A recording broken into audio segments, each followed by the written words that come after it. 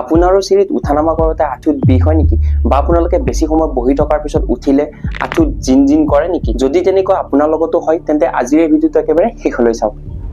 নমস্কাৰ মই নয়ন physiotherapist from Guwahati আজিৰ এই ভিডিঅ'টোত মই আপোনালোকক আঁঠুৰ বিষৰ পৰা মুক্তি পাব পৰা এনেকুৱা 5টা এক্সাৰসাইজ শিকাই দিম যিকেইটা আপোনালোকে ঘৰতে বিছনাত থাকি পেলাই বা চেয়াৰ এখনত বহি পেলাও কৰিব পাৰিব এই এক্সাৰসাইজ কেইটা কৰাৰ ফলত আপোনালোকৰ আঁঠুৰ চাৰিওফালৰ মাংসপেশীবোৰৰ জোৰ বাঢ়িব আৰু আপোনালোকৰ আঁঠুৰ জইনটো শক্তিশালী হ'ব আজিৰ ভিডিঅ'ত দেখুৱা মই ব্যায়াম কেইটা আপোনালোকে প্ৰতিদিনে 3বাৰকৈ কৰিবলৈ চেষ্টা কৰিব চাব আপোনালোকৰ আঁঠুৰ বিষ কেইদিনমানৰ ভিতৰতে নাইকিয়া হ'ব বলক আৰু পলম নকৰি আজিৰ ভিডিঅ'টো আৰম্ভ কৰোঁ এক্সাৰসাইজ কেইটালৈ আগবঢ়াৰ আগতে আমি চমুকৈ জানো হওক যে আঁঠুৰ বিষনো আমাৰ কিয় হয় চাওক আমাৰ আঁঠুৰ জইনটোৰ ভিতৰত কিছুমান জেলি টাইপৰ ফ্লুইড থাকে যাক আমি সাইনোভিয়েল ফ্লুইড বুলি কওঁ আপোনালোকে সহজ ভাষাত বুজিবলৈ হলে গাড়ীৰ গ্ৰীজ বুলি ধৰিব পাৰে গাড়ীত গ্ৰীজ নহলে যেনেকৈ গাড়ীৰ পৰা চাউল ওলাবলৈ আৰম্ভ কৰে গাড়ীৰ লোহাবোৰ যেনেকৈ ক্ষয় যাবলৈ আৰম্ভ কৰে ঠিক তেনেকৈ আমাৰ আঁঠুৰ জইনটোৰ ভিতৰতো যদি জেলি টাইপৰ পদাৰ্থ মানে যাক আমি সাইনোভিয়েল ফ্লুইড বুলি কওঁ সেই ফ্লুইডটো যদি কম হ'বলৈ আৰম্ভ কৰে তেতিয়াহলে আমাৰ আঁঠুৰ জইনৰ ভিতৰত থকা কাৰ্টিলেজ নামৰ লেয়াৰটো ক্ষয় হ'বলৈ আৰম্ভ কৰে যাৰ ফলত আমাৰ আঁঠুৰ বিষ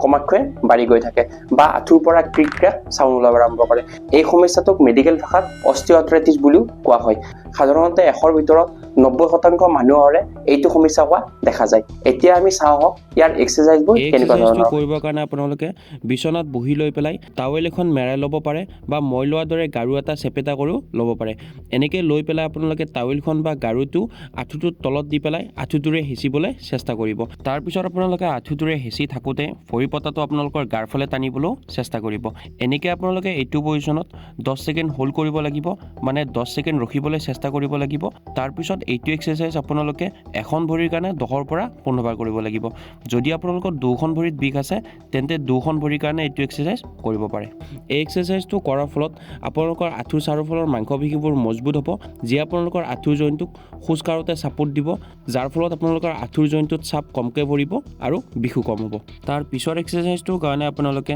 এখন টাৱেল বা মই লোৱাৰ দৰে গামোচা এখনো ল'ব পাৰে লৈ পেলাই আপোনালোকে ভৰিখন পোনকৈ মেলি দিব তাৰপিছত ভৰিৰ আঙুলিকেইটাৰ তলৰ অংশত টাৱেলখন মেৰিয়াই লওক আৰু দুখন হাতেৰে টাৱেলখন নিজৰ ফালে টানিবলৈ চেষ্টা কৰক মনত ৰাখিব আপোনালোকৰ ভৰিখন চিধা হৈ থাকিব লাগিব এনেকৈ টানি পেলাই আপোনালোকে 10 ছেকেণ্ড ৰখিব লাগিব মানে 10 ছেকেণ্ড হোল্ড কৰিব লাগিব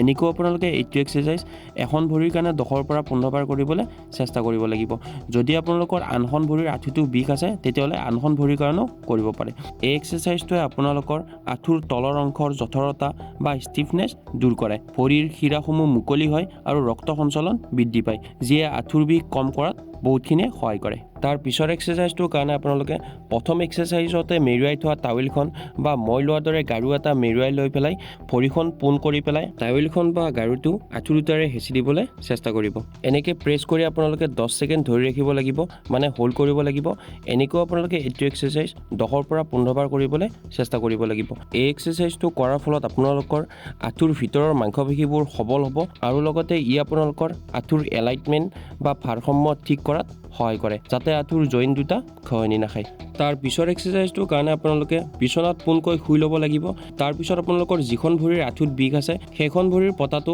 আপোনালোকৰ গাৰ ফালে টানি পেলাই চিধাকৈ যিমান পাৰে ওপৰলৈ উঠাবলৈ চেষ্টা কৰিব লাগিব এনেকৈ উঠাই পেলাই আপোনালোকে ওপৰতে 10 ছেকেণ্ড বা 15 ছেকেণ্ড হোল্ড কৰিব লাগিব মানে ৰখিব লাগিব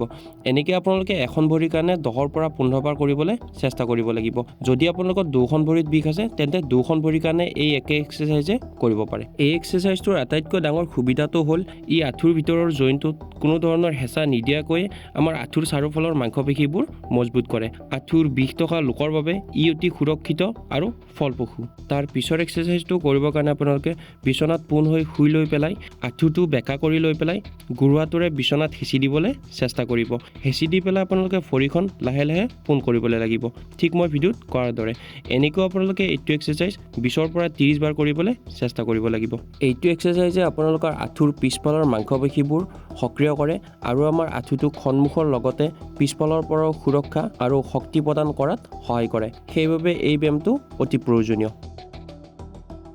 আজিলৈ এইখিনিয়ে বন্ধুসকল ব্যায়ামৰ লগতে আপোনালোকে আৰু দুটা কথা মনত ৰাখিব এক নম্বৰটো হৈছে যদি আপোনালোকে শকত বা আপোনালোকৰ ওয়েট যদি লগাতকৈ বেছি তেন্তে অলপ কমাবলৈ চেষ্টা কৰক আৰু দুই নম্বৰটো হৈছে আপোনালোকৰ যদি বিষ বেছি থাকে তেতিয়াহলে গৰম পানীৰ সেক ল'ব পাৰে ই আপোনালোকৰ আঁঠুৰ জইন্টৰ ব্লাড সাৰ্কুলেশন বঢ়াব আৰু লগতে আপোনালোকৰ মাংসপেশীবোৰকো আৰাম দিব এটা কথা মনত ৰাখিব যদি আপোনালোকৰ আঁঠুৰ বিষত আঁঠুৰ জইন্টটো ফুলি থাকে তেতিয়াহলে আপোনালোকে তাত গৰম পানী নলগাব তাত আপোনালোকে ঠাণ্ডা পানী লগাবলৈ চেষ্টা কৰিব আৰু ইয়াৰ লগতে যদি আপোনালোকৰ ভালকে জানিবলৈ মন আছে যে কেতিয়া আমি গৰম পানী সেক ল'ব লাগে আৰু কেতিয়া আমি ঠাণ্ডা পানী সেক ল'ব লাগে তাৰ বাবে মই আগতে ভিডিও বনাই থৈছো আপোনালোকে মোৰ ভিডিওৰ ডেসক্ৰিপচন বক্সত গৈ পেলাই বা আই বটন শ্ব হৈ থকা ভিডিওটো ক্লিক কৰিও সেই বিষয়ে জানিব পাৰিব যদি আজিৰ এই ভিডিওটো আপোনালোকৰ ভাল লাগিছে তেন্তে লাইক কৰিবলৈ নাপাহৰিব আৰু লগতে আপোনালোকৰ বন্ধুবৰ্গৰ মাজলৈ শ্বেয়াৰ কৰি দিবলৈও নাপাহৰিব ধন্যবাদ সুস্থ থাকক সক্ৰিয় থাকক